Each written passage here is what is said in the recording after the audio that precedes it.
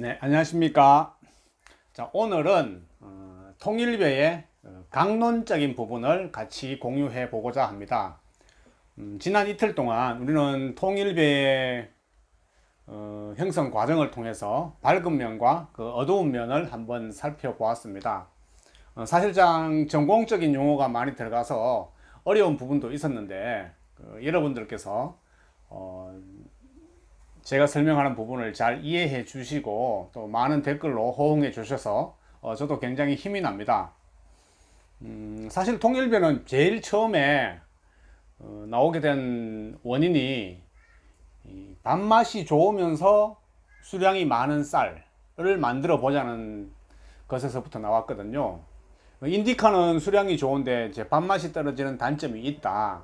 그래서 그 수량이 많은 것에다가 밥맛을 첨가해서 밥맛이 좋으면서 수량이 많은 걸 한번 만들어 보자 라는 관점에서 출발을 하게 되었습니다.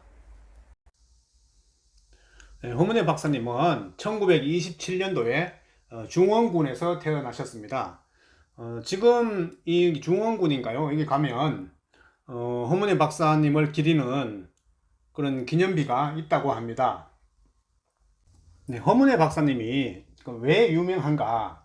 물론 통일배를 만들었다 그 자체로도 유명하지만은 저는 그 과정이 더 유명한 것 같습니다.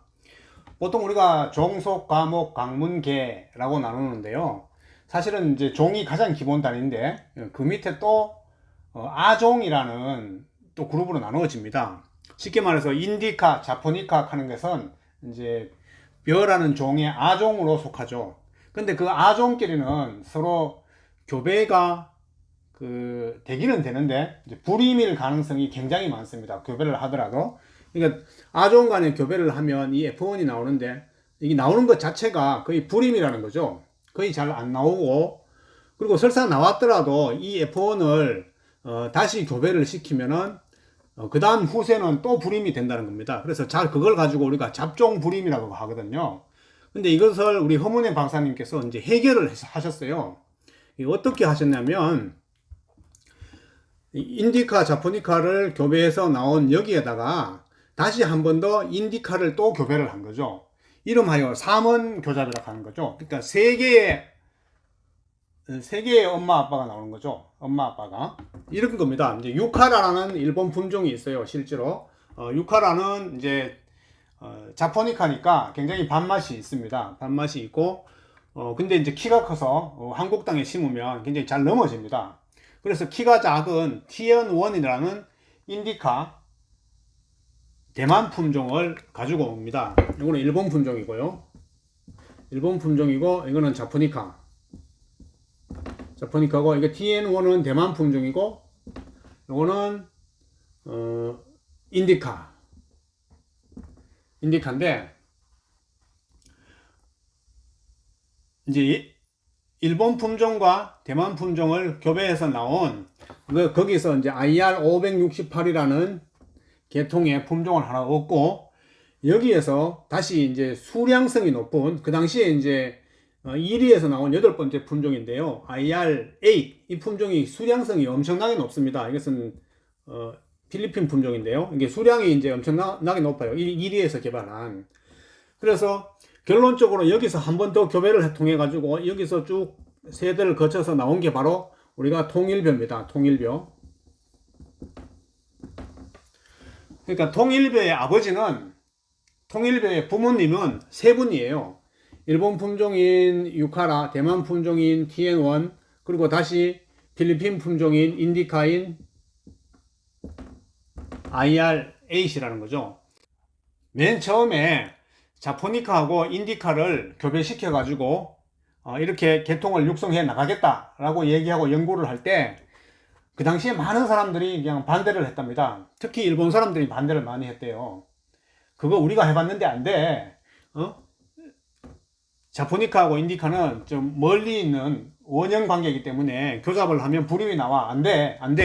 심지어 한국 사람들도, 한국 동료들도 그거는 괜히 시간 낭비야. 하지마 이런 말씀들을 많이 하셨대요.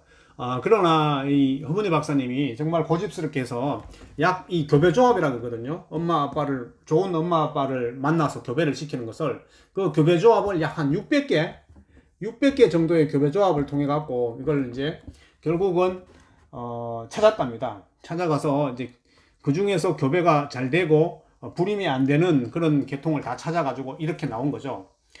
지금 제가 이렇게 말은 쉽게 하지만 이 과정들이 얼마나 힘든 작업이었고, 이걸 또 일일이 다 포장해 전개를 해야 되고, 그거 상태를 봐야 되고, 다시 또 교잡해야 되고, 이게 보통 일이 아니거든요. 시간이 많이 걸리고, 정말 이렇게 해서 안 나올 수도 있잖아요. 낫싱이 될 수도 있었는데, 정말 우리가 통일벼라는 좋은 품종을 얻어가지고, 낫싱이 에브리싱으로 바뀐 그런 사례입니다. 그래서 이게 굉장히 좀, 우리 그 육종사에서도 굉장히 유명한 그 하나의 전기를 이룩한 거죠. 그 통일벼의 가장 큰 단점은 밥맛이 없다라는 겁니다. 그래서 일반 재배 농민들은 그 심기를 꺼려 했죠. 내가 심는 것은 밥맛 좋은 쌀을 심고, 정부에 축복 수매할 것은 통일벼를 심어 가지고 정부미로 팔아먹고, 이런 사례가 많았죠. 그래서 대통령께서는 조금 화가 났을지 몰라요. 왜냐면 당신께서는 이걸 빨리 보고시켜 가지고 식량난을 해결하고 대한민국이 자급자족에 들어섰다 라고 이제 선포를 하고 싶은데, 이런 제약 요소가 많았던 거죠. 그래서 야, 정말 그 통일벼가 밥맛이 있나 없나 우리가 한번 테스트를 해보자. 그래서 테스트를 하게 되었습니다. 그 당시에 좀 엄청난 역사적인 사건이었죠. 대통령께서 직접 밥맛 테스트에 나오신 겁니다. 대통령뿐만 아니라 그때 국무위원들, 장관들 전부 다 동행하게 된 거죠. 다 테스트에 다 참석을 했어요. 국가 요직들이. 물론 대통령께서 제일 선두에 서서 이제 밥맛을 테스트를 했는데요. 그 테스트 용지가 뭐 정말 간단합니다. 1번, 2번, 3번이 있는데 3번이 이제 문제의 밥맛입니다. 밥맛도 뭐 굉장히 간단하죠. 좋다, 나쁘다 이렇게 동그라미 치면 됩니다. 근데 어땠을까요? 대통령께서는 맛을 보시고 어디에다가 동그라미 쳤을까요? 당연히 좋다에다가 크게 동그라미를 치셨죠. 좋다에다 크게 동그라미를 치시고 그 용지에다가 직접 그 당신의 이름을 친필 사인을 박정희라고 하셨어요. 날짜도 2월 5일 탁 적고, 사실은 거기 이제 이 용지에다가 자기 이름을 쓰면 안 되거든요. 왜냐하면 무기명이 돼야 되거든요. 아마 대통령께서는 이렇게 생각했을지도 몰라요. 아니, 내가 대통령인데 내가 밥맛을 좋다라고 1번으로 쓰면 뒤에 따라오는 사람들이 다 그냥 나를 따라서 1번으로 쓰지 않을까? 라고 생각하셨을지도 몰라요. 왜냐하면 그 당시에는 어떤 다양성이라는 그런 개념들이 쉽게 용납이 되지 않는 시절이었잖아요. 근데 결과는 정말 놀랐습니다.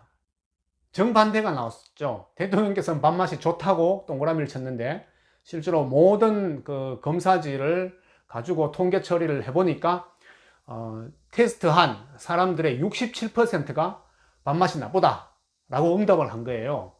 물론 좋다라고 응답한 사람은 28%에 불과했습니다. 그런 일화도 있습니다.